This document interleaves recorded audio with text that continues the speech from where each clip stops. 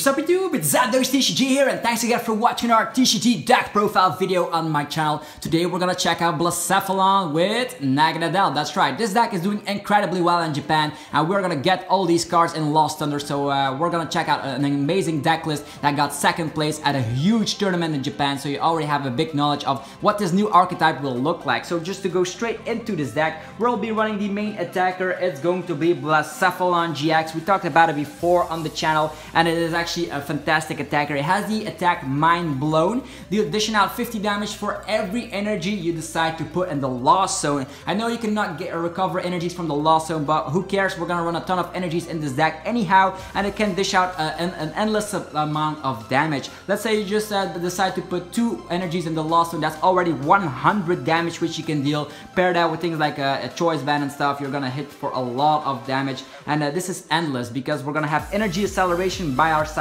thanks to the Naganadel.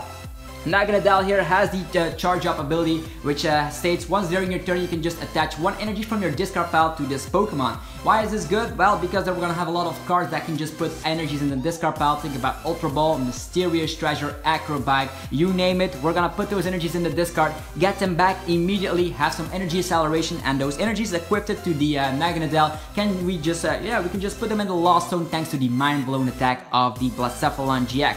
Blacephalon-GX also comes back with kind of an interesting GX move. You can discard one of your face down prize cards, and if that is an energy card, you can just attach it to Blacephalon immediately. So with that, you have a little bit of energy acceleration, but it's your GX move for the game. We also have that first attack of Blacephalon, making the opponent confused and burned, but as we've seen in the format, you can just easily get rid of special conditions by relying on a switch or Guzma. There is of course the Naganadel here, the secondary attacker of the deck, dishing out 80 damage. But if you have exactly 3 prize cards remaining, you dish out 160 damage. And 160 damage paired out with a Choice Band, you're hitting for 190, enough to even one-shot things like Zero Aura GX or Rayquaza GX, whatever. It's a very, very fine attack. Not only that, if you don't have 3 prize cards remaining, you can just dish out 80 with a Choice Band, that's 110, hitting up against things like Boswell GX, Guzma GX, Aspherion GX. You just destroy everything that is weak to Psychic, which is awesome. How do we evolve into the Naganadel? Well, we have of course Poipoles from Forbidden Light, but I do recommend the new ones from Lost Thunder.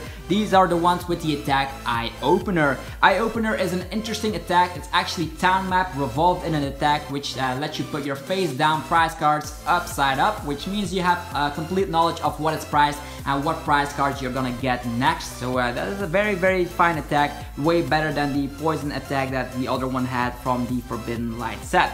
Then finishing the list off, we're gonna run 2 copies of Tapu Lele. Tapu Lele is almost in every deck, there's no difference here. We need Tapu Lele because we have a couple of one-off supporters, and it searches out a supporter of choice with Wonder Tag, and we have things like Kiawe, Lillie and stuff which we can work with, and even the Guzma, because this deck list only runs 2 copies of Guzma. And talking about supporters, we'll be running 4 copies of the new Sightseer. Sightseer is an interesting supporter. The glare is a little bit on the card, let me just put it like this. Yeah, there we go. Let's just put it over here. So 4 copies of the Sightseer. Sightseer lets you just draw cards until you have 5 in the hand, but before that you can just discard as many cards from your hand as you possibly want. So you can tin out your entire hand, draw 5 cards, or you can just keep the cards that you want to keep, things like Guzma and stuff. So a very, very nice supporter to just put all of your energies in the discard pile very, very quickly. Next draw supporter is the one we got used to already. It's going to be 3 copies of Cynthia. Cynthia is the most consistent draw supporter. Just shuffle your hand to your deck and drawing 6 cards. That is a very great if you just have a dead hand. I just want to have something new. And next up, there's going to be 1 copy of the Lillie in here. Lillie is still a fantastic supporter in the early phases of the game. On the first turn, you can draw cards until you have 8, and otherwise you can draw cards until you have 6. Most of the time, Sightseer will be better, but there's 1 copy of Lillie in here for the opening turn. Let's say you just get out Poipole thanks to Ultra Space, use a Mysterious Treasure, get out another Poipole, Ultra Ball for the Tapu Lele, and drawing a bunch of cards is always a great thing. Unless you're up against a slower deck, then you can rely on the 1 copy of the Kiawe. Kiawe is fantastic. It lets you search your deck for 4 basic fire energies and attach them to one of your Pokemon. Then your turn ends. An ideal way to just use on the first turn. Definitely against slower decks, you'll just get the upper hand immediately because Mind Blown will immediately dish out a ton of damage. So that is fantastic, that first turn Kiawe. Then 2 copies of Guzma. We want to target Pokemon from the opponent's bench, and what better supporter to do that with of course Guzma. Only 2 copies, which I find strange, but we have Tapu Lele to search it out, and we have things like Mysterious Treasure to search out Tapu Lele. I do think I want to personally add a third Guzma in the list, but I couldn't find a space for it just now. But it's definitely something to consider here, because although Blacephalon-GX can one-shot everything in the format, you just have to be afraid here, because sometimes your Guzmas might be priced and then you're saying like, oh, I wish I had a Guzma. So 2 copies of Guzma is kind of debatable, but there's also 1 copy of Plumeria in here. Why is that? To slow the opponent down while getting cards in the discard. Which cards do you want in the discard? Correctly, your fire type energy. So that is also a way to put those energies in the discard, then for Naganadel to just reattach them immediately. Then 4 copies of Ultra Ball Universal Pokemon Search, the best Pokemon Search entirely, because you can just tin out your hand, tin out your deck, get a Pokemon of your choice, and in this deck it's very great to just get those fire energies in there. Why is that? We're also running 2 Mysterious Treasure, so a lot of item cards to discard, of course, our fire energies, while searching out the Pokemon we want. We just want to set up our board with a bunch of Naganadel, and Blacephalon will do the trick here, because of course Naganadel can grab energy cards from the discard, and we can just put those in the lost zone immediately with Mind Blown. Very consistent. And you might say, what happens if your Blacephalon gets knocked out? We need 2 energies. Well, that's where the Beast Rings come into play.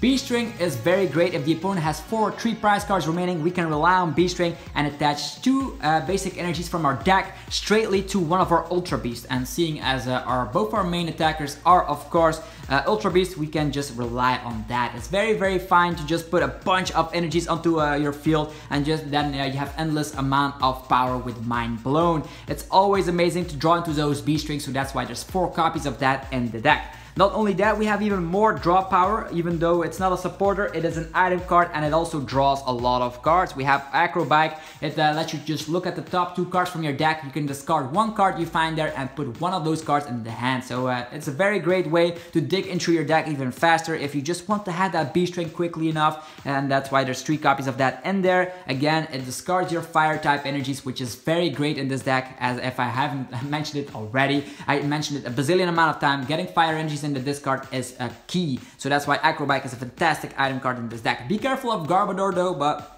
other than that, it's very fine. Next up, 1 copy of the Rescue Stretcher to get back some Pokemon. Sometimes with an Acro Bike, you just get yourself 2 Lilies and you're saying like, oh man, why even? Well, you can just recover Pokemon with the Rescue Stretcher, because Acro Bike can sometimes do something weird. Or you can just use Ultra Ball Mysterious Treasure to tin out your hand, put a Naganadel in the discard for later to use, of course, Rescue Stretcher. Then 1 copy of the Choice Band, because Choice Band, believe it or not, is fantastic. You just get your damage output with Naganadel to 190 if you have 3 prize cards remaining, or that means you have to put 1 energy less in the lost zone with Mind Blown to get crucial KOs, because if you just put 3 energies in the lost zone, you dish out 150. With that 1 Choice Band, it's 180. There's also Beast Energy, which can make the exact same math work, but Choice Band is also in here. Then for the stadium cards, this is a Stadium War meta, so we're gonna run 3 stadium cards because of course the Shrine of Punishment is still everywhere. Kind of annoying. I'm playing it myself, so yeah, it's a very great stadium card. But we have Ultra Space, as mentioned. This is going to be necessary, getting rid of Shrine of Punishment, but it also searches out Poipole, Naganadel, and Blacephalon immediately to the hand, so a very great stadium card indeed. And then 1 copy of Heat Factory. Heat Factory is nice. You can just discard 1 fire energy from your hand and then draw 3 cards. If the opponent does not get rid of the Heat Factory and it stays in play, your deck is going to be so consistent, because Heat Factory is a Prism Star card. You can only have 1 of them in our deck, but it is so powerful. If you can draw 3 cards, you'll definitely draw into your Beast Rings in time, and it's going to be fantastic. A good thing about the Prism Star Stadium card is that it cannot get field blowed away, and it also cannot get removed by supporters. So the only way to get rid of Prism Star Stadium cards is from the opponent to just slap down their own Stadium card. So these are the 3 Stadium cards we're running, and then for the energies, here we have them. 1 copy of Beast Energy to dish out an extra 30 damage, while also providing an energy for our Ultra Beast. And then for the energies, it's going to be crazy. We're gonna be running, believe it or not, we're gonna be running 16 basic fire energies. So that is 4, then another 4, so a lot of energies in this deck. Why is that? Yeah, you could have mentioned it, realized it already. We're gonna put a lot of them in the lost zone. Let's just put them like here, so you can just put them on the screen, so you actually know how many energies there are. There's 16 in total. The deck list is also in the description below for the people that are interested to just copy paste. You have the list right there, and 16 energies will make sure you draw into those energies. You can put them in the discard immediately. So a ton of energies in this deck, and that's why this deck list works, because as soon as you get your Beast Rings, you go crazy with Beast Rings, because Sightseer will make sure you can just discard everything in your hand, drawing more cards, and it's going to be very a nice experience. So this is one of the new archetypes coming from Lost Thunder, one of the best decks in the format. So be sure to take a look at the deck. What would you change in the deck? Would you add a third Guzma like me? I personally think it's better with 3 Guzmas, but it's all a personal preference, really. This is a list to get yourself started. Yeah, shout out to Limitless TCG for providing the deck list. Go check out their website. Also, I want to mention here that fire is going to be very prominent in the format, so grass decks and metal decks will be very afraid of this new archetype. Anyhow, if you enjoyed the list, be sure to demolish the like button and also subscribe for more content like this, and I'll be seeing you guys in the next Pokemon TCG video. I'm out. Peace.